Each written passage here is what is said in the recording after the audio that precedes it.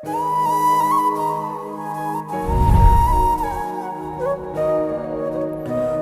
ಹೂವು ಮತ್ತೊಂದು ಹೂವಿನೊಂದಿಗೆ ಸ್ಪರ್ಧೆಗೆ ಇಳಿಯುವುದಿಲ್ಲ. ಸುಂದರವಾಗಿ ಅರಳುವುದಷ್ಟೇ ಅವುಗಳ ಕೆಲಸ.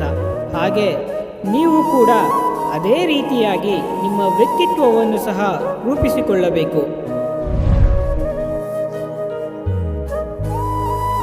ಅಧರ್ಮದ ದಾರಿಯಲ್ಲಿ ಶತ್ರು ಕೆಲವೊಮ್ಮೆ ಗೆಲ್ಲಬಹುದು, ಆದರೆ ಕರ್ಮ ಎದುರಾಗುವ ವೇಳೆಯಲ್ಲಿ ಧರ್ಮ ಅವನನ್ನು ಸುಡುತ್ತಾ ಬರುತ್ತದೆ. ಅವನ ನಿರ್ನಾಮ ತಪ್ಪಿಸಲು ಯಾರಿಂದಲೂ ಸಾಧ್ಯವಿಲ್ಲ.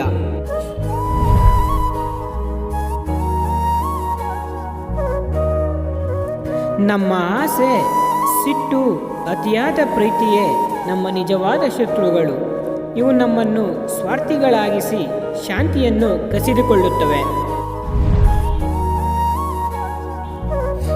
ವಯಸ್ಸಿನಲ್ಲಿ ಯಾರಾದರೂ ದೊಡ್ಡವರಿರಬಹುದು ಅಥವಾ ಚಿಕ್ಕವರಿರಬಹುದು, ಆದರೆ ವಾಸ್ತವದಲ್ಲಿ ಯಾರ ಹೃದಯದಲ್ಲಿ ಕರುಣೆ, ಸ್ನೇಹ, ಪ್ರೀತಿ, ಗೌರವದ ಭಾವ ತುಂಬಿರುತ್ತದೋ ಅವರೇ ದೊಡ್ಡವರು.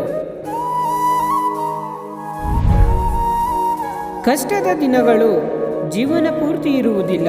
ಅದು ಬದುಕಿಗೆ ಒಂದು ಅಧ್ಯಾಯ ಇದ್ದಂತೆ. ಇದರಿಂದ ಬಹಳಷ್ಟು ನಾವು ಕಲಿಯುತ್ತೇವೆ.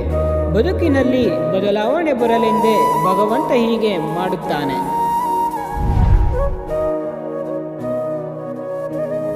ಪ್ರತಿ ವಸ್ತುವಿಗೂ ಬೆಲೆ ಕಟ್ಟುವಷ್ಟು ಸಿರಿವಂತನಾಗು, ಆದರೆ ಪ್ರತಿಯೊಬ್ಬರ ಭಾವನೆಗಳಿಗೆ ಬೆಲೆ ಕೊಡದಷ್ಟು ಬಡವನಾಗಬೇಡ.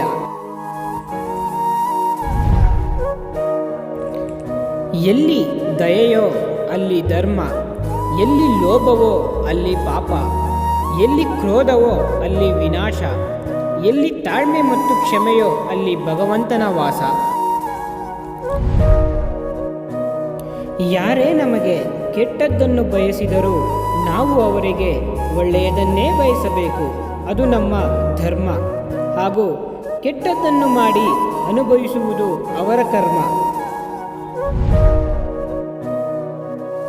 ಕೊಟ್ಟದ್ದನ್ನು ನೆನೆಯದೆ ಹಾಗೂ ಪಡೆದದ್ದನ್ನು ಮರೆಯದೇ ಇರುವವರೇ ಈ ಜಗತ್ತಿನಲ್ಲಿ ಶ್ರೇಷ್ಠ ವ್ಯಕ್ತಿಗಳು.